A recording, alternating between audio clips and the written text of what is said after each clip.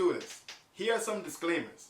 When you're doing an authorized user, with a family member, someone you know personally, and they're actually putting you on as an authorized user, you will receive a credit card, right? And you will have access to it. So what you need to do is make sure you don't use it.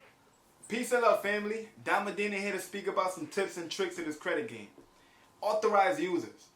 The simple way, right? Just a regular authorized users where you may have a family member, a cousin, or an uncle, your mom, your dad, or maybe even a friend that trusts you.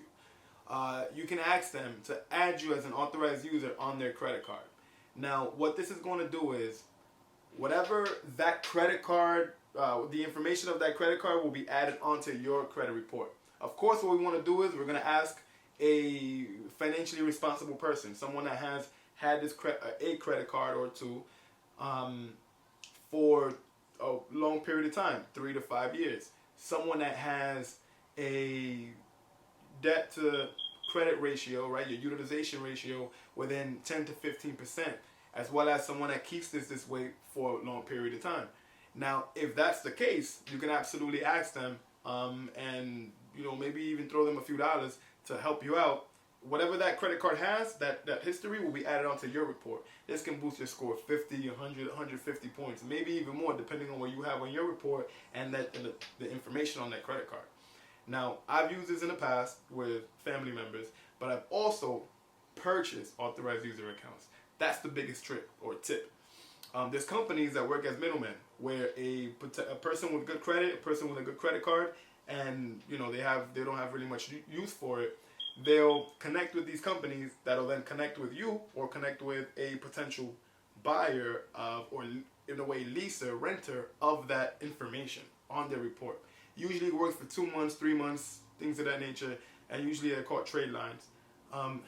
But this can really help boost your score. Sometimes it costs $50, $100, $150, $500, depending on what kind of credit card it is. Remember, you can add $30,000 of a credit limit onto your report without actually having it. And there's companies that work as middlemen to help mitigate or limit the risk for each party. It's beautiful. In my 750 Game Plan ebook, I speak about that, and you can get just even more tips. Here are some disclaimers. When you're doing an authorized user, with a family member, someone you know personally, and they're actually putting you on as an authorized user, you will receive a credit card, right? And you will have access to it.